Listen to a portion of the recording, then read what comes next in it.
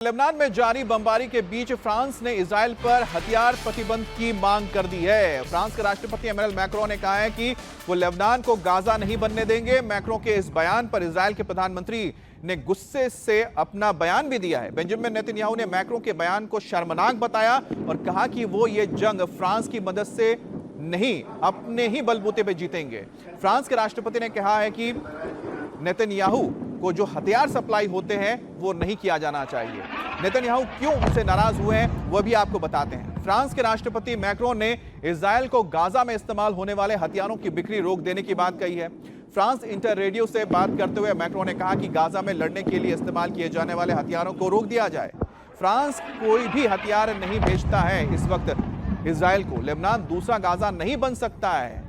Macron के इस बयान के बाद नेतन्याहू ने कहा कि जब इजराइल ईरान के नेतृत्व वाली बर्बर ताकतों से लड़ रहा है उस वक्त मैक्रों को इजराइल पर हथियार प्रतिबंध की मांग करना शर्मनाक बात है। नेतन्याहू ने उनसे पूछा है कि क्या ईरान, हिजबुल्लाह, हुती, हमास और उसके अन्य सहयोगी इस वक्त हथियार प्रतिबंध के जद में आते हैं। जाहिर सी सवाल है कि नेतन्याहू यहां पर पूछ रहे हैं कि क्या फ्रांस ने कभी इजराइल के ऊपर, क्या हमास के ऊपर या फिर हिजबुल्लाह के ऊपर हथियार प्रतिबंध की मांग की। उनके पास आखिरकार हथियार कहां से आ रहे हैं, कौन उनको ये हथियार भेज रहा है।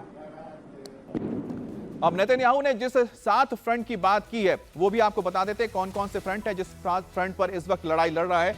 Gaza, West Bank, Lebanon, Syria, Iran, Iraq और यमन, ये वो 7 ऐसे पॉइंट्स हैं जो इस वक्त पूरी तरह से हमला कर रहे हैं इजराइल के ऊपर।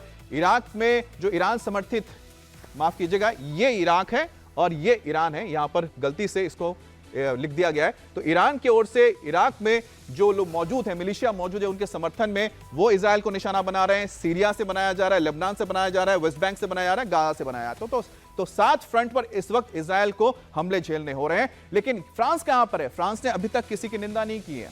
हालांकि नेतन्याहू की नाराजगी के फौरन बाद ही मैक्रों ने ऑफिस से बयान जारी करते हुए सफाई दी। कहा कि फ्रांस इजराइल का पक्का दोस्त है और वो इजराइल की सुरक्षा के लिए उसके साथ खड़ा रहेगा। लेकिन नेतन्याहू ने भी साफ कर दिया कि वो इस लड़ाई को फ्रांस के साथ या फिर उसके बिना जीत जाएंगे। Fights the forces of barbarism led by Iran. All civilized countries should be standing firmly by Israel's side. Yet President Macron and some other Western leaders are now calling for an arms embargo against Israel. Shame on them. Is Iran imposing an arms embargo on Hezbollah, on the Houthis, on Hamas, and on its other proxies? Of course not. The axis of terror stands together.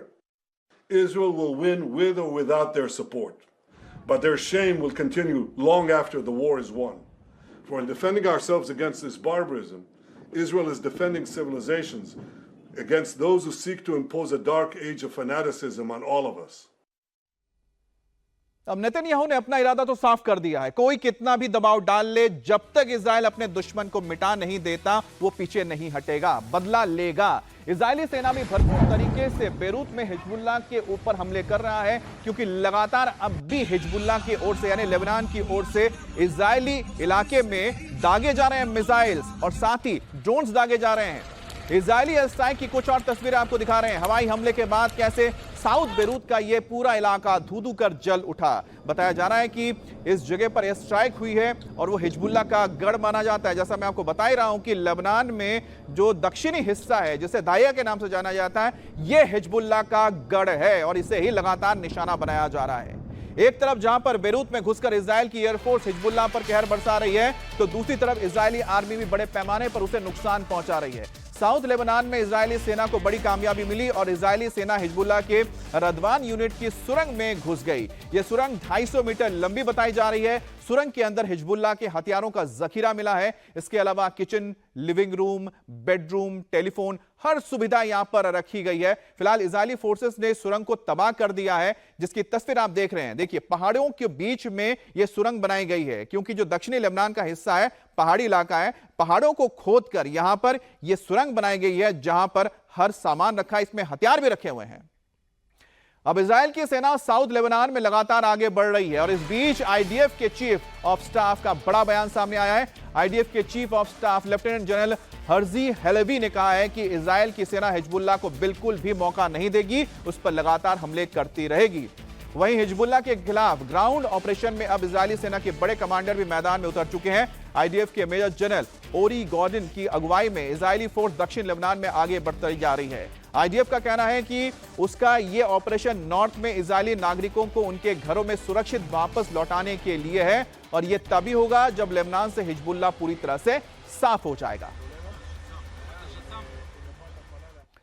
अब Israel की force लगातार Hezbollah के ठिकानों को ध्वस्त कर रही है। एयरफोर्स जहां ऊपर से बॉम्बिंग कर रही है तो ग्राउंड से जो फोर्सेस हैं, जो स्पेशल फोर्स है, हिजबुल्लाह के सुरंगों को, उनके ठिकानों को तबाह करते हुए आगे बढ़ रही है। अब इजरायली सेना का कहना है कि उसने 2 हफ्ते के अंदर हिजबुल्लाह के 440 से ज्यादा लड़ाकों को मार गिराया है और सैकड़ों हिजबुल्लाह के जो लड़ाके हैं मैदान छोड़कर भाग गए हैं। अब तक 2000 से ज्यादा ठिकाने तबाह कर दिए गए हैं, जबकि इस ऑपरेशन में हिजबुल्लाह चीफ हसन नसरल्लाह समेत अलग अलग रैंक के करीब 30 कमांडर भी मारे जा चुके हैं।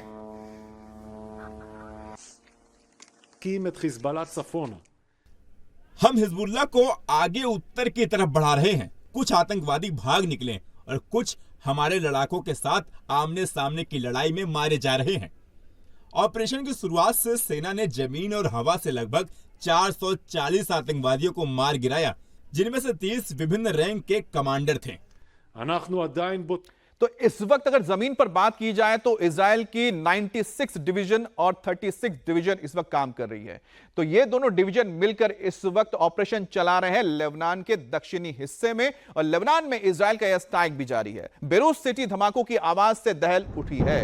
हिजबुल्लाह के ठिकानों पर लगातार टारगेट बॉम्बिंग हो रही है और इजरायली फोर्स के जवान एक एक करके लोकेशन को सेट करके हमला कर रहे हैं। आम नागरिकों को पहले चेतावनी दी गई है कि आप उत्तर की ओर चले जाएं और समझिए कि ये जो तमाम ठिकाने हैं ये कोई रिहायशी इलाकों के अंदर ही बनाए गए हैं। आसपास स्कूल मौजूद है, यहां पर लोगों के घर मौजूद, उसके बीच में ये हिजबुल्लाह के बेसिस है जिसमें हथियार रखे हैं। इंटेलिजेंस यूनिट यहां पर रहती है, कमांड सेंटर यहां पर है। खुफिया ठिकानों को नुकसान पहुंचाया जा रहा है, हथियार के डिपो को उड़ाया जा रहा है। लेकिन अफसोस यह है कि ये तमाम जो अड्डे हैं ये रिहायशी इलाके में रखे गए हैं। वहीं नॉर्थ लेबनान की अगर बात करते हैं तो इजरायली सेना को बड़ी कामयाबी यहां मिलती हुई नजर आ रही है। आईडीएफ की स्ट्राइक में हमास के 2 कमांडर ढेर कर दिए गए हैं। कल इजराइल की तरफ से गाजा में स्ट्राइक करके 1 साल पूरे हो रहे हैं। ऐसे में इजरायली डिफेंस फोर्स ने अब हमास के ठिकानों पर भी हमला तेज कर दिया है। इसी कड़ी में नॉर्दर्न लेबनान में फिलिस्तीनी रिफ्यूजी कैंप को टारगेट किया गया है। इस बीच आपको बता दें कि लेबनान के साथ साथ गाजा में भी एयर स्ट्राइक किए जा रहे हैं। उधर हिजबुल्लाह ने भी इजरायली फोर्स को बड़ा नुकसान पहुंचाने का दावा किया है। हिजबुल्लाह का दावा तो यह है कि 10 इजरायली सैनिकों को उन्होंने मार गिराया है। हिजबुल्लाह ने कहा है कि उसने लेबनान में घात लगाकर इजरायली फोर्स पर हमला किया, जिसमें उसके 10 सैनिक मारे गए हैं। हिजबुल्लाह ने यह भी कहा है कि पिछले 24 घंटे में इजरायल के 36 सैनिक घायल हो चुके हैं।